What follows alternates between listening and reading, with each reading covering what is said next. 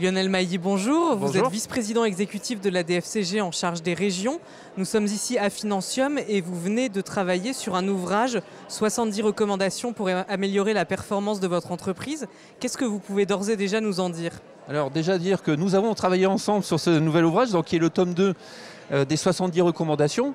Donc 70 recommandations qui déjà dans un premier ouvrage apportaient des compléments d'information, des rappels d'informations sur des techniques importantes dans nos métiers et qu'il fallait pouvoir se remémorer et pouvoir travailler et même, quelques-uns découvrir.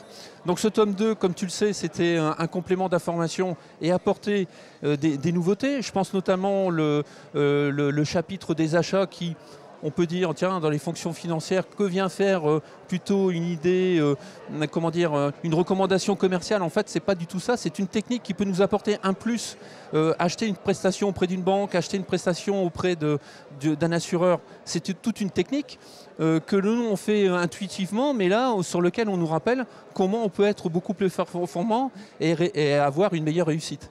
Et alors justement, quels sont les thèmes que l'on brasse dans cet ouvrage? Alors bien sûr, les thèmes de base de nos métiers, la fiscalité, le juridique, après des choses plus techniques, plus particulières pour certaines entreprises, l'IFRS, mais on a aussi vu tout ce qui était sur les systèmes d'information, les systèmes informatiques. On y touche quelquefois du doigt, mais des fois on doit s'y investir beaucoup plus.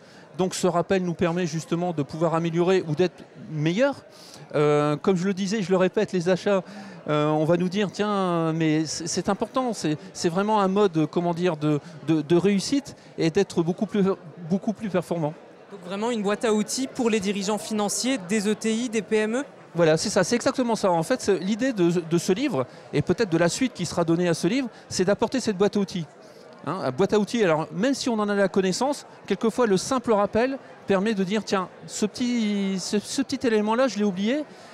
Et le fait justement de pouvoir réviser ses bases, parce que je veux dire, on n'invente rien, quelquefois simplement on est en complément, on améliore. Mais le b.a.-ba et ces outils, savoir qu'ils existent, savoir qu'ils peuvent être utilisés et comment les utiliser. Et c'est pour ça que c'était intéressant, et tu l'as vu, c'est vraiment des professionnels qui se sont engagés, qui savent faire, qui ont un savoir-faire, qui ont une technique et qui le partagent avec d'autres. Et je pense que ce livre est non seulement une boîte à outils, mais aussi des moyens de partage entre techniciens. Merci beaucoup Lionel. Merci.